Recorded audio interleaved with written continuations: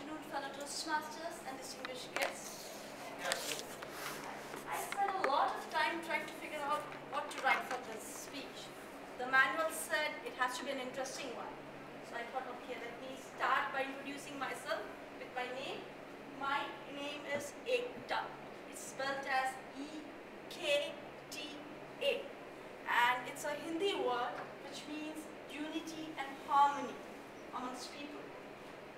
However, my name is just one aspect of myself. I was born on March 3rd. Yep, tomorrow is my birthday, my 34th birthday. So I was born on March 3rd in a very small city. It's in a hilly place in India, in the northern part of India, and it's very close to the place where Lord Buddha was born. And I had two older sisters, and I have very fond memories of being pampered and overprotected by them, saving upon their allowances so that they could surprise me with gifts, standing in my way of bullies who tried to threaten me. Anybody who tried to bother me, they were there for me. However, in spite of all this dependency and my being overprotected, and I sort of started being overdependent on them. However, in spite of this, I grew up to be a very fine, confident person. Confident enough to be elected as a school leader, and very meticulous to have scored very good grades through school. I even topped in my college in India. In the whole university, in fact, I got the highest marks in the whole city. And it was around, when I was around 12 years old, my parents moved to a bigger city where I finished my education. I completed my first master's, which was in psychology. And life went on. I started working as a telecommunication officer, you might say. It was a new industry in those days. And one fine morning, I remember it was June 13th, 1998. It was a very defining moment in my life when I first met Nishal, my husband. I was climbing up an escalator and he was sort of staring like that. I found it awkward. Later I knew it was love at first sight for him. For me, it took a long time to acknowledge his love, my first love. So soon, we started meeting, and we were there for each other through thick and thin, there for each other through all the troublesome ups and downs we had in life. And we realized it wasn't enough to meet secret, trying to get out of the home. In India, it's so difficult, so trying to get out of the home, making excuses that you're going to meet your girlfriends and stuff, and meeting him secretly at the corner of the street. So we decided it was not time to get married. But my father was very opposed to this marriage. This was an intercaste marriage.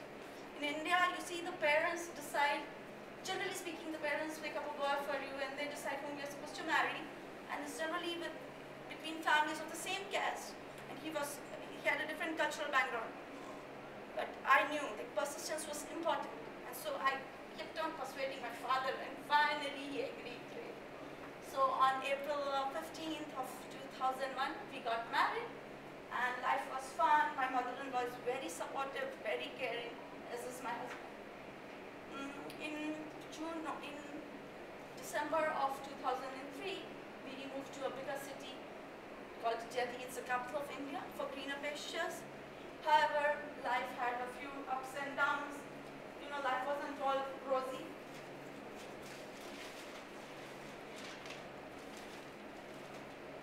During this difficult phase, we found spiritual peace through Sahaj meditation. Sahaj meditation, which is absolutely free and it's non-religious and easy to do, provided us with peace of mind and relaxation from stress. And when everything in life was seemingly going wrong, this form of meditation really, helped us a lot. It not only helped us right through the difficult phase with ease, but also was a medium of ascent, both spiritually as well as professionally till this day. In 2005, my husband and I moved here to the US. I could no longer work here due to visa regulations.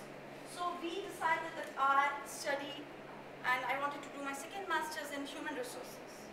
So I got admitted at DePaul and went on studying. In June of 2008, I IBM decided that Nishil, my husband, should go to New York. So we had to go there. I was in the midst of my pursuit of HR degree here at DePaul. However, things worked out very well, and Pace University in New York City accepted me. They went out of their way to, they changed the rules to just accept me as a visiting student. I came back to Chicago for my graduation in June of 2009. And coming back to the city, we realized we were missing something. We wanted to get back here. The city was friendlier, more cleaner, greener.